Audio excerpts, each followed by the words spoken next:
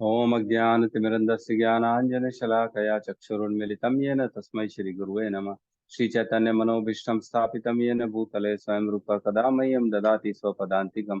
वन्देऽहं श्रीगुरु श्रीयुतपतिकमलं श्रीगुरुन् वैष्णवंश्च श्रीरूपं सागरजातं सहगण रघुनाथान्वितं तं सजीवं साधवैतं सावधूतं परिजनसहितं कृष्ण चैतन्य देवं श्रीराधाकृष्णपादान् सहगण ललिता श्री विशाखान्वितांश्च। हे कृष्ण करुणा सिंधु दीनबंधु जगतपते गोपेश गोपिका कांता राधा कांत नमस्तुते। तप्त कांचन गौरांगी राधे वृंदावनेश्वरी वृषभानुसुते देवी प्रणमामि हरिप्रिये। वाञ्छाकल्पतरुभ्यश्च कृपा सिन्धुभ्य एव च पतितानां पावनेभ्यो वैष्णवेभ्यो नमो नमः। नमो विष्णुपादाय कृष्णपृष्ठाय भूतले श्रीमते भक्ति वेदांत स्वामी इति नामिने। नमस्ते सरस्वते देवे गौरवाणी प्रचारिणे निर्विशेष शून्यवादी पाश्चात्य देशतारिणे। जय श्री कृष्ण चैतन्य प्रभु नित्यानंद श्री अद्वैत गदाधर श्रीवासादि गौर भक्त वृंद। हरे कृष्णा कृष्णा कृष्णा हरे हरे, हरे राम राम राम हरे हरे। हरे कृष्णा। तो हम अभी हैं 10वें अध्याय में और चतुर्श्लोकी भगवत गीता चल रही है ना। हमने कल भी डिस्कशन किया, ये जो 4 श्लोक है 8 9 10 11, ये चतुर्श्लोकी भगवत गीता कहलाता है। इसको पढ़ लिया तो लाइफ झींगा लाला, ऐसे बोलते हैं ना, इसको लगा डाला तो लाइफ झींगा लाला, इसको समझ डाला तो लाइफ झींगा लाला। ये वाला हिसाब है। ये पढ़ लिया तो भगवत गीता का सार आपको समझ में आ जाएगा कि कुल मिला के क्या है भगवत गीता, काट पीट के समझ में आ जाएगा।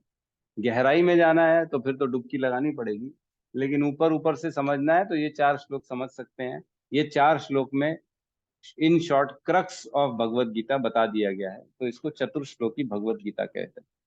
ठीक है।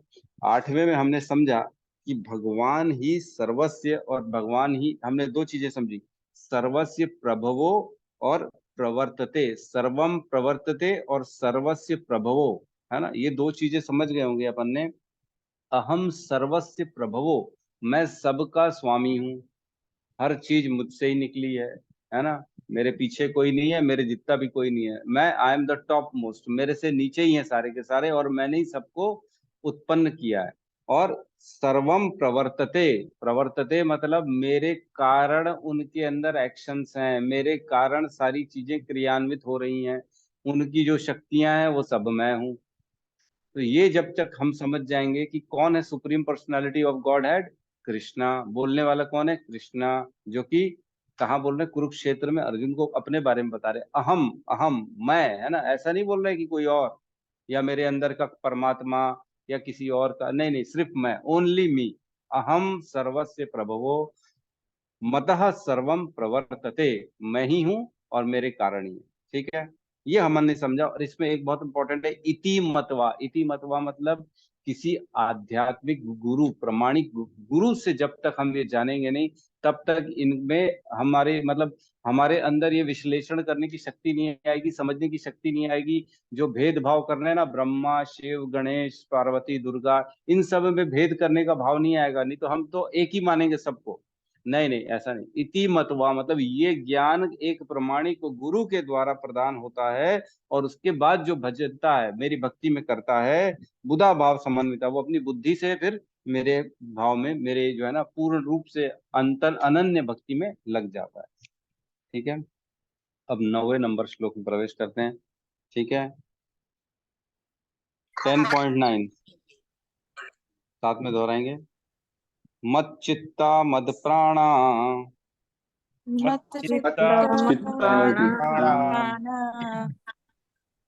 बोधयन्तः परस्परम्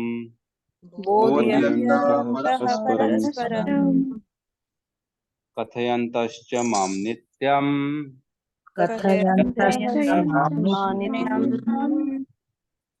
तुष्यन्ति च रमन्ति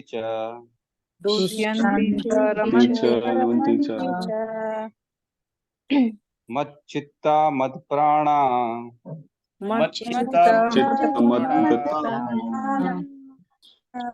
बोधयन्तः परस्परम्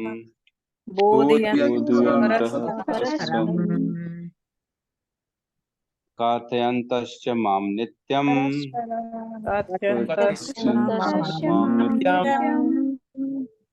तुष्यन्ति च रमन्ति च दुष्यन्ति च रमन्ति च मच्चित्त मद्गत प्राणा मच्चित्त बोधयन्तः परस्परम् बोधयन्तः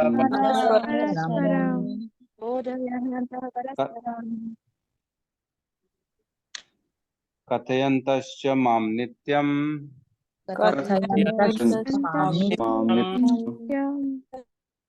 तुष्यन्ति च रमन्ति च। दुष्यन्ति च रमन्ति च। अनुवाद। मेरे शुद्ध भक्तों के विचार मुझ में वास करते हैं, उनके जीवन मेरी सेवा में अर्पित रहते हैं और वे एक दूसरे को ज्ञान प्रदान करते तथा मेरे विषय में बातें करते हुए परम संतोष तथा आनंद का अनुभव करते हैं। अब देखिए, पहले चर्चा चल रही थी, भगवान अपने बारे में बता रहे थे 8 में। अब 9वें में अपने भक्तों के बारे में बता रहे हैं कि मेरे भक्त जो होते हैं वो क्या करते हैं। जो 8वें श्लोक में समझ गया कि भगवान की बुद्धि, अपनी बुद्धि से भगवान की भक्ति में लग गया, ठीक है। अब भगवान बता रहे हैं कि जब बुद्धि से मेरी भक्ति में लग जाता है तो करता क्या है वो, उसके लक्षण क्या है, किस प्रकार उठता है, बैठता है, चलता है, सोता है। पहले भी एक बार अर्जुन ने पूछा था ना क्वेश्चन, स्थित प्रज्ञ किस प्रकार किम, कैसे बोलता है, कैसे उठता है, कैसे बैठता है। हमने चर्चा किया था, मेरे ख्याल से चौथे या तीसरे अध्याय में था ये, है ना, स्थित प्रज्ञ के बारे में। तो वैसे ही भगवान अब अपने अनन्य भक्त के बारे में बता रहे हैं कि किस प्रकार वो बोलता है, क्या बातें करता है, आपस में ये लोग क्या डिस्कशंस करते हैं, कैसी लाइफ स्टाइल होती है उसकी, क्या सुबेरे से शाम तक करता है। तो वही बता रहे हैं यहाँ पे। मत चित्ता मद गत प्राणा, मतलब मत चित्ता मतलब उसका चित्त जो है मुझ में लगा हुआ है ना। चित्त मतलब इसको हम समझ सकते हैं स्मरणम, जो हमारी नवदा भक्ति में आता है ना स्मरणम, है ना, वो आ गया स्मरणम। मद चित्ता मदगत प्राणा, है ना। मदगत प्राणा मतलब वह पूरा का पूरा जो जीवन प्राण है, मतलब लाइफ है पूरी की पूरी, वो मेरे को दे देता है। मदगत प्राणा मतलब पूरी लाइफ में वो किसी चीज को इंपॉर्टेंस नहीं देता, मेरे को ही देता है। प्राणों से बढ़कर मैं हो जाता हूँ उसके लिए, है ना।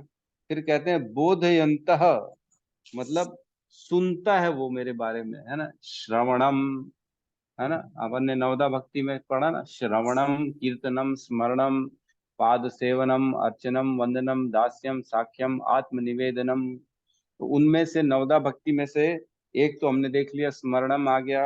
अब यहाँ पे आ गया श्रवणम। बोधयंतः परस्परम, है ना। परस्परम मतलब आपस में, एक दूसरे के साथ। तो ये भी बड़ी इंपॉर्टेंट बात है। परस्परम मतलब जहां जहां उसको भगवान की कथा सुनने को मिलती है, जा जाके सुन लेता है वो, है ना। ऐसा नहीं है कि किसी से भी, उस पिछले श्लोक को याद करो, इति मतवा मतलब एक प्रमाणिक गुरु से सुनता है तब जाके उसको ज्ञान आता है। इसलिए यहाँ पे भी वो एक प्रमाणिक गुरु से ही सुनेगा। परस्परम आपस में कथाएं सुनेगा, भगवान के बारे में उपदेश सुनेगा, सारी की सारी वार्तालाप सुनेगा। जैसे हमारी भगवत गीता की क्लास चलती है ना।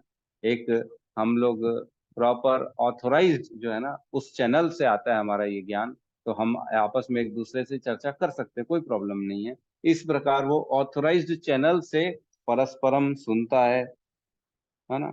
कथयंतश्च, तो यहाँ पे कह रहे हैं कि कथा भी करता है वो, अपने आप भी, अपने से जो और लोग हैं उनको भी बताता है भगवान के बारे में, खुद भी। कीर्तन मतलब श्रवणम स्मरणम कीर्तनम वंदनम, तो कीर्तन में आ जाता है यहाँ पे। और माम नित्यम, हमेशा किसकी करता है, मेरी करता है, ओनली मी। माम एकम शरणम व्रजः, है ना, एक भगवान की भक्ति कृष्ण की करता है। और तुष्यंति च रमंति च, तुष्यंति मतलब सेटिस्फाई रहता है, हमेशा तुष्ट रहता है ना। जैसे हम कभी तुष्ट नहीं रहते हैं, हमेशा हमारी भूख प्यास लगी रहती है, कभी विचारों की, कभी भावों की, कभी धन की, कभी अपनों की, कभी परायों की। कभी संतुष्ट होते ही नहीं है, लेकिन कृष्ण की कथा सुन के संतुष्ट रहता है। तुष्यंती च रमंती च, और रमंती का क्या मतलब हो गया है? रमंती मतलब जो तुष्ट अवस्था है उसमें आनंद उठाना, है ना। सेटिस्फाई तो हो गया, लेकिन उसमें पूर्ण रूप से आनंद उठाना, और उस स्थिति को छोड़ना नहीं। कई बार होता है ना, आनंद तो मिल गया, सुख तो मिल गया, तुष्ट हो गए, सेटिस्फाई हो गए, आज तो खा लिए खाना, सेटिस्फाई हो गए, लेकिन फिर थोड़ी देर बाद भूख लग रही है, फिर चाहिए कुछ। वो नहीं, ये मिल गया, कथा मिल गई, भगवान के वर्णन के कथा, सब भगवान के बारे में कीर्तन हो गया, अब उससे ज्यादा कुछ नहीं चाहिए, बस दिन रात उसी में ही आनंद का अनुभव करता रहता है। रमन तीचा मतलब प्रेम, जो है ना, प्रेम के भाव, प्रेम के स्तर में पहुंच गया। ठीक है, तो 10.10 10.9 चल रहा है। ठीक है, तो इसमें हम प्रवेश करते हैं। बहुत इंपॉर्टेंट है, ये शुद्ध भक्तों के लक्षण के बारे में श्लोक है, कि किस प्रकार शुद्ध भक्त अपना लाइफस्टाइल चुनता है और वो करता क्या है। एक दूसरे से ज्ञान देता है, वो भागवत ज्ञान होता है, कृष्ण के ज्ञान के बारे में चर्चाएं करते हैं ये लोग। ठीक है, तो तात्पर्य में प्रवेश करते हैं सीधा। तात्पर्य बाय शील प्रभुपाद की जय। यहाँ जिन शुद्ध भक्तों के लक्षण का उल्लेख हुआ है, वे निरंतर भगवान की दिव्य प्रेमा भक्ति में रमे रहते हैं। निरंतर प्रेमा भक्ति में रमे रहते हैं, निरंतर, ऑलवेज, मतलब चाहे आप कोई काम करो, नित्य कर्म करो, नए नित्य कर्म करो, काम में कर्म करो, या आपातकालीन कर्म करो। चार कर्म के बारे में हमने डिस्कशन किया था, याद है कि नहीं है? नित्य कर्म, नए नित्य कर्म, काम में कर्म, और आपातकाल कर्म। राइट है कि नहीं है? नित्य कर्म मालूम होगा सबको। जी प्रभु जी, जो डेली करते हैं। हाँ, जो डेली प्रिस्क्राइब ड्यूटीज करते हैं। और नए नित्य कर्म क्या होता है? जो कभी कभी करते हैं प्रभु जी, जैसे दिवाली मतलब ऐसे सीजन में। यस यस, कभी कभी करते हैं, दिवाली की पूजा करते हैं, एक कभी कभी करते हैं, है ना। हमारा श्राद्ध कार्य करते हैं, कभी कभी करते हैं, जो हमारी ड्यूटीज है, लेकिन रोज की नहीं है, कभी कभी करने की ड्यूटीज है, वो हो गया नए नित्य कर्म। और तीसरा काम में कर्म। काम में कर्म क्या होता है? जो किसी हम मकसद से काम किया हुआ कार्य।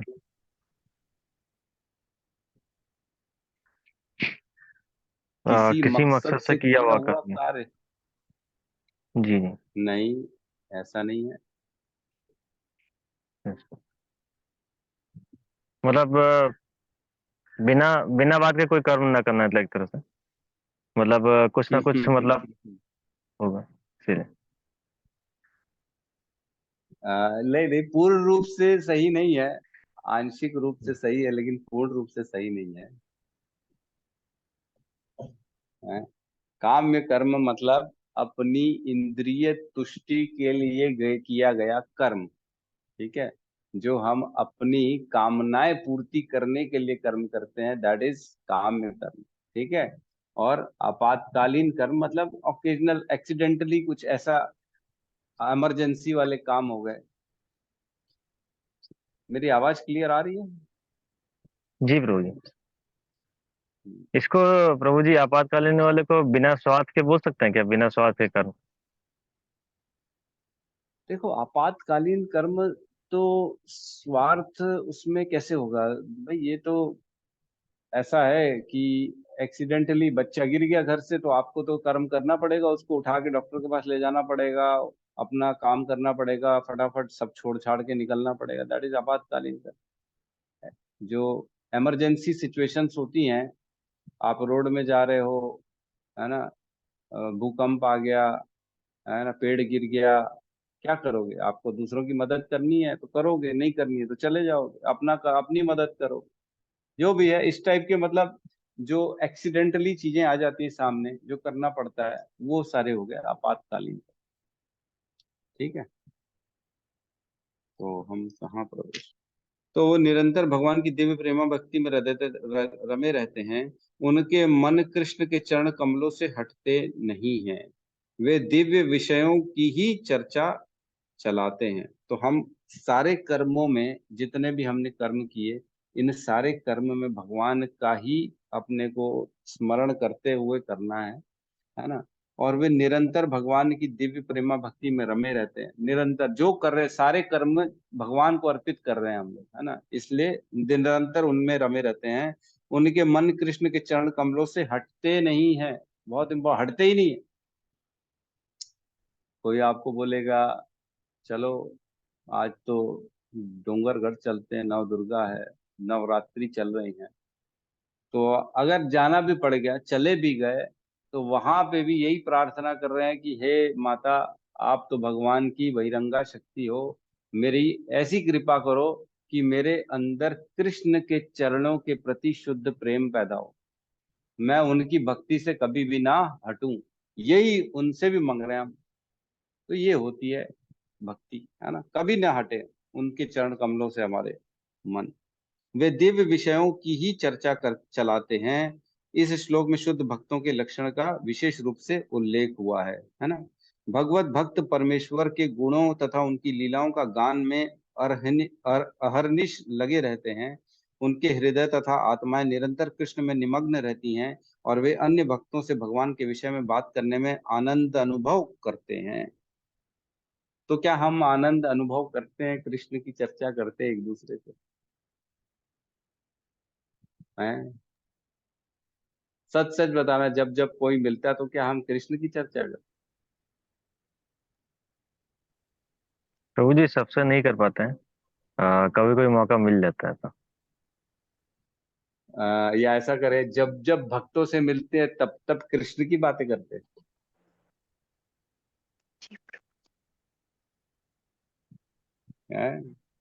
जी प्रभु। कौन कौन बताए? जी प्रभु, अच्छा, जैसे सोहन ब्रो।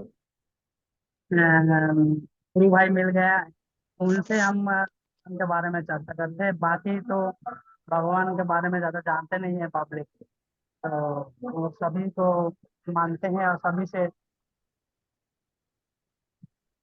करते हैं। कोशिश करते तो हैं, मतलब जब जब जी, भक्त से मिलते हैं तब तक बातें करते हैं हमारे हाँ, बात स्वपन करते हैं, प्रभु। भगवान के बारे में पूरा पूरा बात करते हैं। पूरा पूरा करते हैं। और बाकी सब लोग करते हैं। होता है प्रभु जी, बाकी संडे प्रोग्राम में मिलते हैं ना, तो बाकी जो भक्त रहते हैं तो मैं उनको ना भगवत गीता में जो क्लास जो भी अपन डिस्कशन किए रहते हैं ना, उसके ऊपर बात होता है, या फिर किसी पर्टिकुलर एक टॉपिक को लेके खासकर मैं ही बात छेड़ता हूँ कि भाई ब्रह्मा जी का आयु ऐसा है, मनवंतर ये होता है, भगवान की ये था। तो ऐसे कुछ कुछ प्रभु ने उनसे बात करता हूँ, सत्यम प्रभु से बात हो जाती है डेली, हो जाता है देखो प्रभु जी। इसमें बाकी ना जो नॉन डिवोटी उनसे नहीं हो पाता। एक चीज और समझने की है इसमें। देखिए, बात करना भगवान की वो तो ठीक है, हरी चर्चा करनी चाहिए, लेकिन ऐसा नहीं करना चाहिए कि क्या तुम्हें ये मालूम है, क्या तुम्हें वो मालूम है, क्या तुम्हें मालूम है, मेरे को मालूम है बॉस, मैं पढ़ता हूँ, I am the boss, I am the intelligent person, मेरे को सारा ज्ञान है, तुम्हारे को क्या है। ये भाव नहीं होना चाहिए, है ना। सामने वाले को नीचे दिखाने वाला भाव नहीं होना चाहिए, कभी भी नहीं होना चाहिए। हमेशा कृष्ण चर्चा ऐसी होनी चाहिए, परस्पर दोनों की। उससे भी कुछ ग्रहण करेंगे, उसकी चर्चा करेंगे, उसकी कुछ तकलीफ है तो उसके बारे में चर्चा करेंगे, हमारी तकलीफ है तो हमारे बारे में चर्चा करेंगे, और उसका कृष्ण भावना भावित सोल्यूशन निकालने की कोशिश करेंगे। तो ऐसा होना चाहिए। हमको किसी की भी कमजोरी या किसी अज्ञानता के ऊपर ज्यादा टिप्पणी नहीं करनी चाहिए, हमको किसी को भी छोटा नहीं दिखाना चाहिए, क्योंकि कौन कितने पुण्य लेके आया है किसी को नहीं मालूम, है ना। एक जब हम पैदा होते हैं तो हमारे साथ पुण्य और पाप का घड़ा आता है, तो उस घड़े में किसके पास कितना धन है पुण्य का, ये किसी को नहीं मालूम, है ना। तो इसका अंदाजा किसी भी स्तर से नहीं लगाया जा सकता, पैसे से, बुद्धि से, पहनावे से, शारीरिक ढंग से, बुद्धि या तर्क वितर्क की क्षमता से, किसी से भी ये एनालाइज करके नहीं बताया जा सकता कि ये ज्यादा पुण्य वाला है, वो कम पुण्य वाला है, ये नहीं बताया जा सकता। तो हमको नहीं मालूम कौन कितना पुण्य लेके आया, इसलिए कभी भी किसी को भी नीचे ना दिखाएं, कोशिश करें हमेशा एक उसकी प्रॉपर मेंटेन करके चलें, उनको हमारी जो है ना स्तर को मेंटेन करके चलें। ठीक है, इसका खास ध्यान रखेंगे। ठीक है, आगे चर्चा करते हैं। भक्ति की प्रारंभिक अवस्था में सेवा में ही दिव्य आनंद उठाते हैं और परिपक्व अवस्था में वे ईश्वर प्रेम को प्राप्त होते हैं। तो समझना है कि जो इनिशियल स्टेज है, बिगिनिंग स्टेज है, वो सेवा से स्टार्ट होती है। कृष्ण की सेवा ये बिगिनर का काम है, लेकिन वही सेवा धीरे धीरे धीरे धीरे धीरे प्रेम में कन्वर्ट हो जाती है ना, है कि नहीं। श्रद्धा जो है ना, साधु संग, भजन क्रिया, अनर्थ निवृत्ति, निष्ठा, भक्ति नहीं, रुचि, आसक्ति, भाव और प्रेम, ये जो है ना, ये ऐसा चलता है, एकदम ऐसा है। यू ऐसा जो है ना, एक ग्राफ ऐसा चलता है, धीरे धीरे ऊपर बढ़ता है, फिर धीरे धीरे नीचे आ जाता है। तो जैसे जैसे ऊपर बढ़ेगा ना, अनर्थ निवृत्ति निष्ठा पे आके एकदम स्ट्रेट पे चलेगा, फिर आप जो है ना समझ जाओगे, भगवान के अंदर आपकी निष्ठा आ जाएगी। लेकिन जब नीचे आओगे ना, तब भाव प्रेम में जब आओगे ना, तब अपने आप को और नीचे मानोगे, एकदम पतित मानोगे, अरे मेरे से, हमारे से तो पतित कोई और है ही नहीं, मैं तो सबसे नीचे। तो ऐसा ग्राफ चलता है भक्तों का, पहले धीरे धीरे भक्ति में बढ़ते हैं, है ना, श्रद्धा, साधु संग, भजन क्रिया, है ना, अनर्थ निवृत्ति, निष्ठा तक अपने आप को भक्त मानेंगे, मैं बड़ा भक्त हूँ, मैं ये करता हूँ, मैं वो करता हूँ, ऐसा वैसा। फिर जैसे जैसे आगे बढ़ेंगे, आसक्ति, रुचि, भाव, प्रेम में आएंगे ना, तब समझ में आ जाएगा, नहीं नहीं नहीं, मैं तो कुछ नहीं हूँ, मैं तो सबसे छोटा हूँ, ये लोग सब मेरे से आगे हैं। तो ये स्थिति होती है भक्त के जीवन की। जैसे जैसे भक्ति में आगे बढ़ता है, उसको धीरे धीरे अपने आप को भक्त मानता है। लेकिन वो और भक्ति में और आगे बढ़ जाता है, तो अपने आप को भक्त भी नहीं मानता, बोलता है मेरे से ज्यादा पतित तो कोई है ही नहीं, मैंने तो इतने ज्यादा कर्म किए हैं, इतने ज्यादा कांड किए हैं, इतने ज्यादा पुराने जन्मों मेरे मेरे पाप किए हुए हैं कि मेरे को भगवान कैसे आप अपनी जगह चरण में जगह दे दो, बस मेरे लिए वही बहुत है। ठीक है, तो यही प्रेम में पहुंच जाता है। जब वे इस दिव्य स्थिति को प्राप्त कर लेते हैं, तब वे उस उच्च सर्वोच्च सिद्धि का स्वाद लेते हैं जो भगवत धाम में प्राप्त होती है। तो इसका मतलब यह है कि जो प्रेम तक पहुंच जाता है ना, वो भगवत धाम की स्थिति को यही अनुभव करना चालू कर देता है, इसी संसार में, है ना। अपन ने पढ़ा था ना, राज विद्या राजगुह्यम पवित्रम इदम उत्तमम प्रत्यक्ष आवागमम धर्मम सुसुखम कर्तुम अव्ययम। अव्ययम जो यहाँ करना है वही वहां करना है। हमने उस समय डिस्कशन किया था, अव्ययम क्यों है ये राज विद्या राजगुह्यम, ये भक्ति क्यों अव्यय कहा गई है, क्योंकि यहाँ पे भी वही सेवा करनी है, प्रेम करना है कृष्ण से, और वहां पे भी वही सेवा प्रेम करनी, खत्म नहीं होने वाला ये। तो यहीं पे वो भगवत प्राप्ति कर लेता है, यहीं पे ही भगवान के गोलोक धाम का अनुभव करना चालू कर देता है। कौन? जो भगवान से प्रेम तक पहुंच चुका है। समझ पा रहे हैं? हमको लगता है अभी कि भगवान से मिलेंगे, भगवान की सेवा करेंगे, प्रेम करेंगे, ये होगा, उनके साथ खेलेंगे कूदेंगे। लेकिन जो एक्चुअल भक्ति में उन्नत हो जाता है ना, वो यही भगवान के साथ सेवा करता है, यहीं पे ही भगवान की प्रेमा भक्ति करता है, सब कुछ यही करता है, क्योंकि वो हर कहीं भगवान का अनुभव करता है ना। जैसे बिल्ला मंगल ठाकुर आंख फोड़ दिए, चल दिए वृंदावन, कुटिया में रहने लगे, भजन करने लगे भगवान का, तो स्वयं भगवान आ गए उनके पास उनकी सेवा करने। जाने की जरूरत नहीं पड़ी उनको वैकुंठ भगवान को देखने के लिए, यहीं देख लिए भगवान को। भगवान स्वयं आके उनको आंख भी दे दी, अपना दर्शन भी करा लिए, अपने साथ सेवा भी, भगवान खुद उनकी सेवा करने लग गए। बताओ, अहम भक्ता पराधीन हो, भगवान अपने भक्त के पराधीन हो जाते हैं। ठीक है, तो यही उनको सारा अनुभव करते हैं। ठीक है, तो हाँ, भगवान चैतन्य देव भक्ति की तुलना जीव के हृदय में बीज बीज बोने से करते हैं। ब्रह्मांड में विभिन्न लोकों में असंख्य जीव विचरण करते रहते हैं, इनमें से कुछ ही भाग्यशाली होते हैं जिनकी शुद्ध भक्तों से भेंट हो पाती है और जिन्हें भक्ति समझने का अवसर प्राप्त होता है। कितनी रेयर है भक्ति। ब्रह्मांड भ्रमिते जीव, ब्रह्मांड भ्रमिते कौन भाग्यवान है जीव, गुरु कृष्ण कृपा पाए भक्ति लता बीज। मतलब गुरु कृष्ण की कृपा से उसके जीवन में भक्ति प्रवेश करती है। बड़ी रेयर है भक्ति को ना, बहुत एकदम सोना डायमंड जैसे हम रखते हैं ना अंदर, एकदम खजाने में अपने बंद करके अलमारी में, वैसे भक्ति को समझना चाहिए। इतनी इंपॉर्टेंट है भक्ति। एक बार जीवन से निकल गई तो बड़ी मुश्किल हो जाएगी, नहीं मिल पाएगी। आप देखते ही होंगे अपने आसपास लोगों को, अड़ोस पड़ोस को, ऑफिस में, बिजनेस में, किसके पास भक्ति है? कौन भक्ति कर रहा है कृष्ण की? कोई है? किसी को भक्ति नहीं है, सबको लालच है। भक्ति किसी के पास नहीं, तो भक्ति जिसके पास है मतलब वो उसको अपने आप को परम धनी समझना चाहिए। मैं सबसे बड़ा धनवान हूँ क्योंकि मेरे को कृष्ण की भक्ति मिली हुई है। और हमको भक्ति को बड़ा संजो के रखना है। कैसे संजो के रखना है, आगे पढ़ते हैं, बहुत इंपॉर्टेंट है ये, है ना। यह बीज, यह भक्ति बीज के सदृश है। यदि इस जीव के हृदय में बो दिया जाए और जीव हरे कृष्ण मंत्र का श्रवण तथा कीर्तन करता रहे तो बीज अंकुरित होता है। तो जिस प्रकार एक छोटा सा बीज अगर आप पौधे को डालेंगे बीज को, तो उसको डेली पानी देना पड़ेगा, सुबह शाम, है ना। सुबह शाम पानी देंगे, धूप देंगे, प्रॉपर काली मिट्टी में रहेगा, तब जाके वो अंकुरित होगा, उससे पौधा निकलेगा। वैसे ही भक्ति जो है ना वो बढ़ेगी कैसे, जब उसमें डेली श्रवण कीर्तन का पानी जाएगा। डेली सुबह शाम श्रवणम कीर्तनम का काम होना चाहिए, तब वो भक्ति का लता जो है ना बढ़ेगा, अदरवाइज वहीं पे मुरझा जाएगा, है ना। कहते हैं जिस प्रकार का नियमतः सींचते रहने से वृक्ष का बीज फलता फलता है, उसी प्रकार हमको श्रवण कीर्तन करना चाहिए। भक्ति रूपी आध्यात्मिक पौधा क्रमशः बढ़ता रहता है जब तक यह ब्रह्मांड के आवरण को भेद कर ब्रह्म ज्योति में प्रवेश नहीं कर जाता। तो एक मैं सुन रहा था एक इस विषय में, क्रमशः बढ़ता रहता है का मतलब, बोलते हैं मैं तुम्हें आशीर्वाद देता हूँ, मैं कामना करता हूँ तुम्हारी भक्ति धीरे धीरे बढ़े, है ना, धीरे धीरे भक्ति बढ़े। तो ये जो है ये पॉजिटिव सोच है। ये क्रमशः का मतलब यही है कि धीरे धीरे, ग्रेजुअली एंड स्लोली।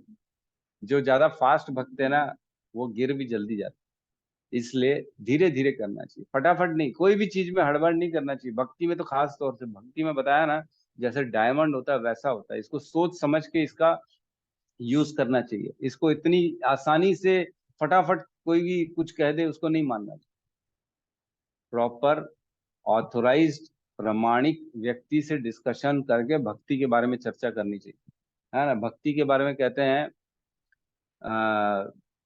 अपान भक्ति कथा न कहिबे यथा तथा।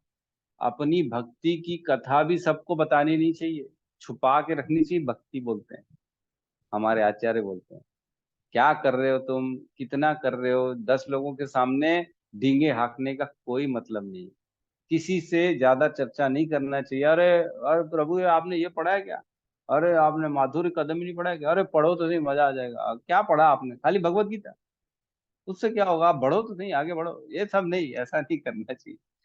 आपने कर लिया मतलब ये नहीं है कि आपको उसको 4 जगह बताना है। अरे प्रभु जी एकादशी रखते हो क्या, आप निर्जला रखते हो क्या, नहीं नहीं अरे मैं निर्जला रखता हूँ मैं।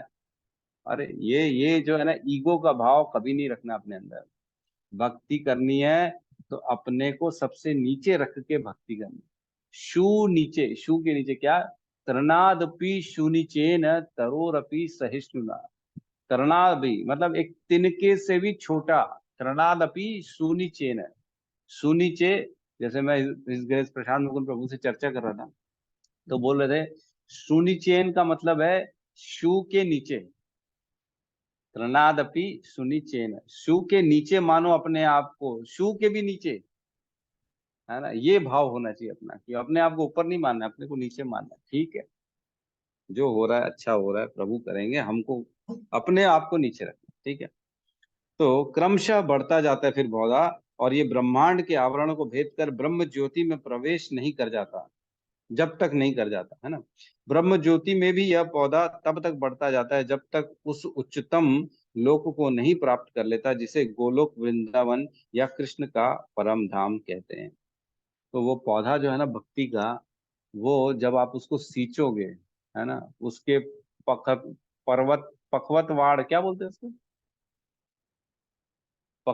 पर्वतवाड़ नहीं, जो बाजू बाजू में उसके निकल जाते हैं, खरपतवार खरपतवार खर खरपतवार खरपतवार, खरपतवार बात है। तो खरपतवार को हमको बार बार निकालना है। तो खरपतवार क्या कहा गया यहाँ पे, खरपतवार मतलब जो असत्संग है, जो भक्त के नहीं है, जो है ना कामी व्यक्ति हैं, है ना, एकदम विषयी चीजों में लगे हुए हैं, उनके संग को छोड़ना पड़ेगा। इसको खरपतवार कहते हैं। खरपतवार को निकालना पड़ेगा अपने जीवन से। जैसे पौधे को उगने नहीं देगा, खरपतवार आसपास रहेगा, पानी भी वो पी जाएगा, खाद भी वो खा जाएगा, पौधे को नहीं देगा, वैसे ही उनको जब उखाड़ेंगे तब पौधे को सब मिलेगा। हमको भी इन सब को बाहर करना पड़ेगा जीवन से, तब हमारी भक्ति आगे बढ़ेगी। ठीक है। जैसे बकरी है, बकरी खा जाती है ना पौधे को, बकरी से बचाना पड़ता है, वैसे ही सत्संग से हमको अपनी भक्ति को बचाना पड़ेगा। अंतोदगत्वा यह पौधा भगवान के चरण कमलों की शरण प्राप्त कर वहीं विश्राम पाता है। Final destination is the lotus feet of supreme God, supreme Lord Krishna.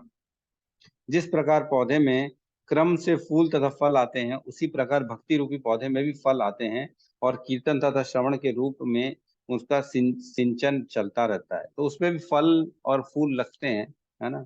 तो एक आप लोगों को ना मैं आज भेजूंगा व्हाट्सएप में, ये भक्ति लता बीज का ऐसा पूरा पौधा है ना।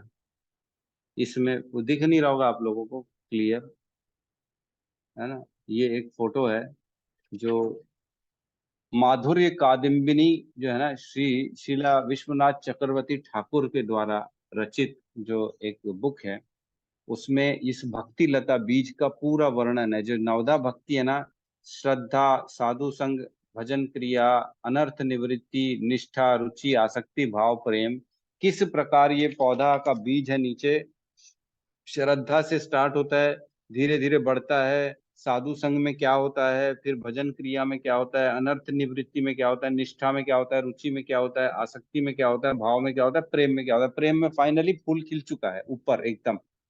मैं भेजूंगा व्हाट्सएप में आज, तो इसको पढ़ेंगे तो आपको समझ में आएगा कि हर स्टेज में क्या स्थिति आती है, और उस स्थिति का अपने आप में आकलन कर सकते हो कि मैं कौन सी स्टेज में हूँ।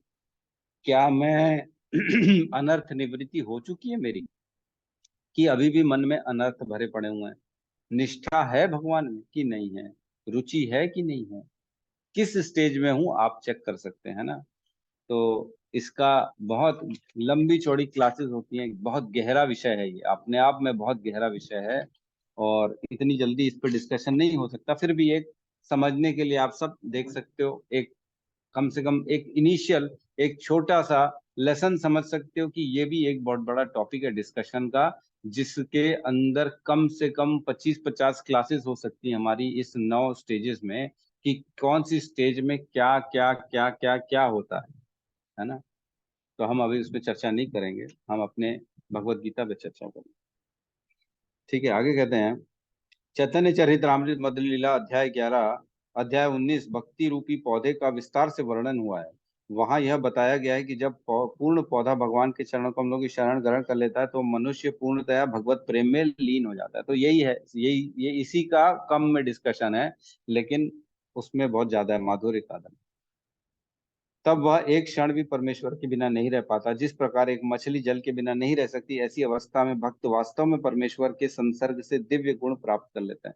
तो वो जो प्रेम वाली स्थिति आ जाती है ना, वो कैसी स्थिति रहती है, एक मछली की जैसे बिन बिन पानी स्थिति हो जाती, वैसी हो जाती, प्रेम हो जाता है भगवान के बिना, उसको अच्छा ही नहीं लगता, कुछ नहीं, हर कहीं भगवान, हर कहीं कृष्ण, हर कहीं कृष्ण, बस कृष्ण के बिना जीवन नहीं है, जैसा मछली का पानी के बिना जीवन नहीं, वैसे ही सेम टू सेम, है ना। तो हम जो भक्ति में आगे बढ़ते हैं, मतलब प्रेम जो हो जाता है ना भगवान से, फिर आदमी माला गिनना बंद कर देता है। 16 माला गिनते हैं ना, हम ले दे के, अरे 16 हो जाए यार, मेरी 10 हुई है, 8 हुई है, 6 हुई है, टेंशन रहता है 16 माला कब होगी कब होगी। तो जब प्रेम भक्ति में आगे बढ़ रहे हैं ना, तो आप अपने आप को चेक कर सकते हो कि जिस दिन आपके अंदर ये काउंट करने की भावना खत्म हो रही है ना, 16 हो गई तो क्या हुआ, 2-4 और कर लेता हूँ, 20 तो कर लेता हूँ आज, क्या दिक्कत है, अच्छा लग रहा है। जब ये भावना आ गई, 25 कर लेता हूँ, 50 कर लेता हूँ, तब मान के चलना हम भक्ति में आगे बढ़ रहे हैं, तब ग्रोथ हो रही है हमारी। जैसे जैसे सांसारिक बातों से हमारा मन छूटना चालू हो जाएगा ना, इच्छा नहीं होगी फालतू की बातें करने की, प्रजल्पा करने की, मतलब भक्ति में आगे बढ़ रहे हो, सही दिशा में बढ़ रहे हो आगे, है ना। कई लोग बोलते हैं, प्रभु जी कैसे समझे हम भक्ति में बढ़ रहे हैं कि नहीं बढ़ रहे हैं। तो ऐसे समझो कि जिस दिन आपका इंटरेस्ट खत्म हो जाए भक्ति मतलब फालतू की चीजों में, गॉसिपिंग में, मूवी में, इसमें, न्यूज में, है ना, यूक्रेन में और कहाँ पे, इजराइल में, इन सब चीजों से चर्चा नहीं, इंटरेस्ट नहीं होता, प्रभु जी क्या मतलब, हरि कथा करते हैं, कुछ हरि के बारे में चर्चा करते हैं, मतलब भक्ति में आगे बढ़ रहे हो। श्रीमद् भागवत में भी भगवान तथा उनके भक्तों के संबंध के विषय में ऐसी अनेक कथाएं हैं, इसलिए श्रीमद् भागवत भक्तों के अत्यंत प्रिय है। जैसा कि भागवत में 12.30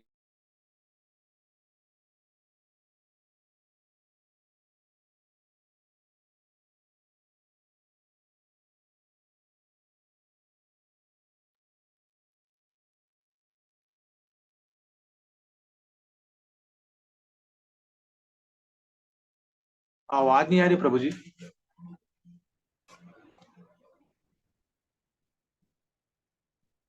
आवाज नहीं आ रही है आपकी। हरे कृष्णा। अब आई। आ रही आवाज? जी प्रभु जी। मेरा डिस्कनेक्ट हो गया था कि सबका हो गया था डिस्कनेक्ट? केवल आप ही का हुआ था प्रभु जी। केवल मेरा हो गया? पता नहीं क्या मैंने ऐसे क्या गलत कर दिया है? किसी वैष्णव को कुछ गलत तो नहीं बोल दिया मैंने? मेरे को बाहर कर दिए थे। प्रभु जी, भगवान जी आपसे अकेले मिलना चाहते होंगे, आपको समाधि स्थिति में एक सेकंड के लिए ले गए इसकी वजह से। नहीं वो अकेले थिंक अरे पॉजिटिव, ऑलवेज थिंक पॉजिटिव। वैष्णव के संग से अच्छा और क्या हो सकता है। ठीक है, चलो कोई बात नहीं, आगे बढ़ते हैं। तो यहाँ कहते हैं ये श्रीमद् भागवतम में ऐसी ऐसी कथाएं हमने पढ़ा। अजामिल उपाख्यान है ना, और धुंधुकारी का है, जो है गोकर्ण है, और जो है एक से एक बढ़ के बिरला मंगल ठाकुर है, और पृथु महाराज है, अम्बरीश महाराज का चरित्र का वर्णन है, एक से एक चीजें भरी पड़ी हुई हैं। मैं तो किंग फिर गायब हो गए प्रभु जी आपके आवाज। फिर आवाज नहीं आ रही है।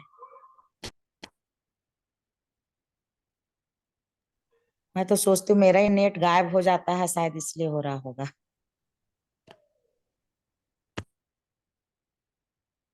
प्रभु जी का फोटो बस दिख रहा है।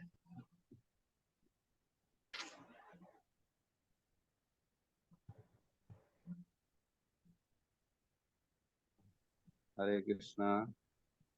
हरे कृष्णा प्रभु जी। क्या गड़बड़ हो रही है? फिर मैं बाहर हो गया था। तो अपन भागवतम की चर्चा में थे। मैं भागवतम के बारे में बता रहा था। एक से बढ़कर एक कथाएं हैं, चर्चाएं हैं, जो सुनो तो आनंद आ जाता है। मैं कई बार ना पढ़ता हूँ। मैं उस दिन पढ़ रहा था प्रहलाद महाराज के वंश के बारे में, है ना। प्रहलाद महाराज के वंश में आए बलि, बलि महाराज, है ना। प्रहलाद महाराज के बेटे रोचन रोचन दास थे, और उनके बेटे थे बलि। बलि के बेटे थे बाणासुर, राइट। बाणासुर जो थे वो शिव के भक्त थे, जिन्होंने शिव की बहुत पूजा की, अर्चना की, और उसके बाद जो है ना उनकी रक्षा की बात शिव जी ने स्वीकार की कि तुम्हारी हमेशा रक्षा करूंगा मैं। और उसके बाद जो है ना उनका बाणासुर के कारण शिव जी और इधर कृष्ण के वंशजों में लड़ाई हुई, ऐसा कुछ हुआ था। तो पढ़ो तो ऐसा लगता है कि कितनी गहरी, कितनी कितनी विषयी बातें लिखी हुई, कितना कुछ लिखा हुआ जो हमको मालूम ही नहीं। धीरे धीरे धीरे धीरे सब चीजें खुलती, पर्दे खुलते चले जाते हैं।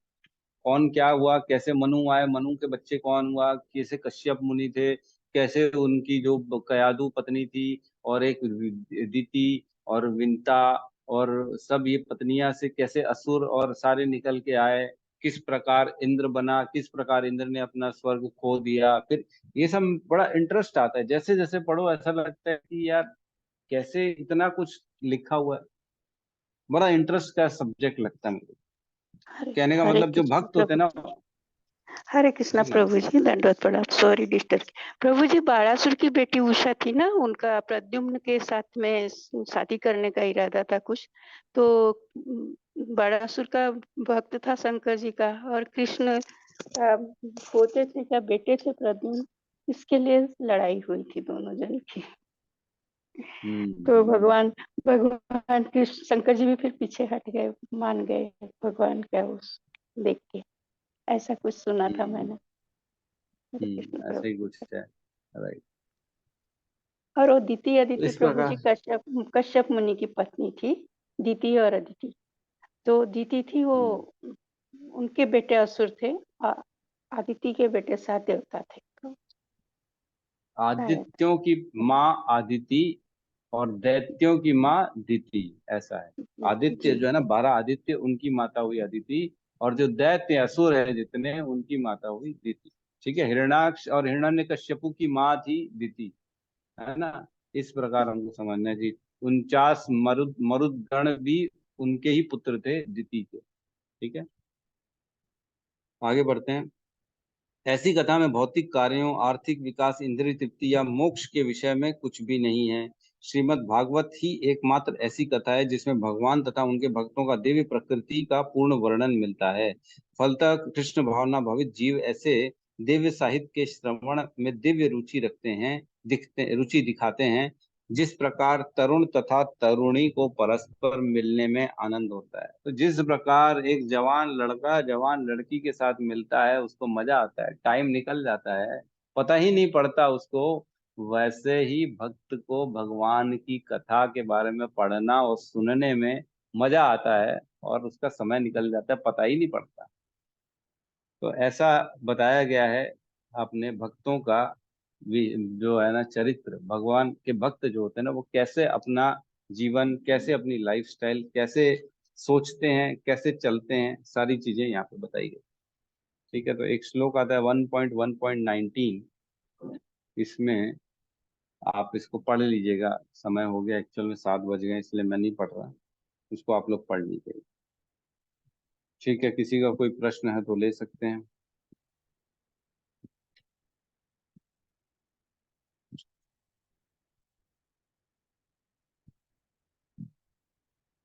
ठीक है, किसी का प्रश्न नहीं है, बहुत अच्छी बात है। तो आज हमको 10 बजे स्कूल जाना है। वहाँ पे एक छोटा सा हमको प्रीचिंग के लिए एक वर्कशॉप वहाँ पे ऑर्गेनाइज किया है। बच्चों को थोड़ा सा शिक्षाएं देने हैं, तो जिसको चलना है वो हमारे साथ चल सकते हैं, है ना। 10 बजे का प्रोग्राम है, भनपुरी में जाना है। स्कूल गुरुकुल स्कूल है वहाँ पे। ठीक है, तो जिसको चलना हो वो कृपया मुझे या अनिल प्रभु को या गौतम प्रभु को मैसेज कर सकते हैं। ठीक है।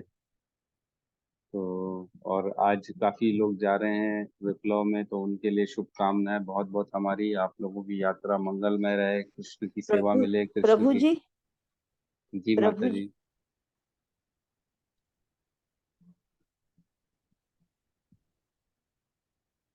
बोलिए माता जी, आपकी आवाज नहीं आ रही।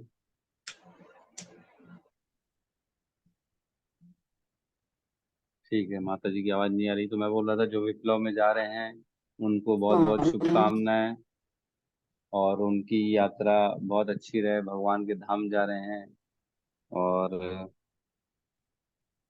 बढ़िया है, भगवान का प्रेम मिले, चरणों में उनकी जगह मिले। और ठीक है,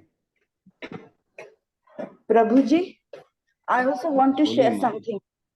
हाँ, जैसे मैंने आपका स्टेटस वगैरह देखा ना, आप लोग जाते हैं प्रीचिंग के लिए बच्चों स्टूडेंट्स के पास। वैसे ही मैं यहाँ पर लायंस क्लब है ना हमारा, इंटरनेशनल लायंस, तो वहाँ पे मैं भी चेयरपर्सन हूँ, तो हम लोग भी यहाँ जाते हैं। तो यहाँ पर बहुत कुछ ऐसे अलग अलग हम लोग लेते हैं।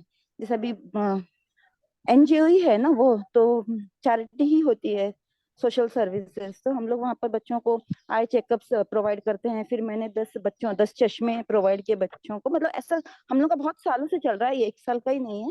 ऐसे बहुत से जिनके पास उनको एक्सीडेंटल, जिनका वो हो गया है ऑर्थोपेडिशन, तो फिर उसको उनको व्हील चेयर देना, ऐसा हमारा भी बहुत कुछ ऐसा चलता रहता है प्रभु जी। तो ये सब कृष्ण कान्हा की कृपा है कि वो ऐसा ऐसा हमको भी, मुझे भी और भी मेरे फ्रेंड्स हैं, हम लोगों को इस सर्विस में लगाया है उन्होंने। खाने का तो रोज ही रहता है, पर बहुत सारी और भी चीजों का है, जैसे डेंटल चेकअप है, देन ब्लड डोनेशन है, कैंप लगाते हैं हम, और फुल बॉडी चेकअप है, मीन्स फ्री करते हैं। और साथ में फिर उनको बीमा वगैरह सर्विस भी प्रोवाइड करते हैं, जो कोई भी मीन्स लेता है जरूरतमंद को सारी चीजें प्रोवाइड कराते हैं। तो जी एक जी, तरह से बहुत जो चैरिटी जो करते हैं। बहुत जो फोर्थ क्लास है, जिनको बिल्कुल भी वो नहीं है, कहीं से भी कोई हेल्प मिलने की गुंजाइश नहीं, उन्हीं लोगों को बाकी लोगों को नहीं। हम्म, जिनके पास थोड़ा बहुत बहुत भी बढ़िया। मेहनत करने की।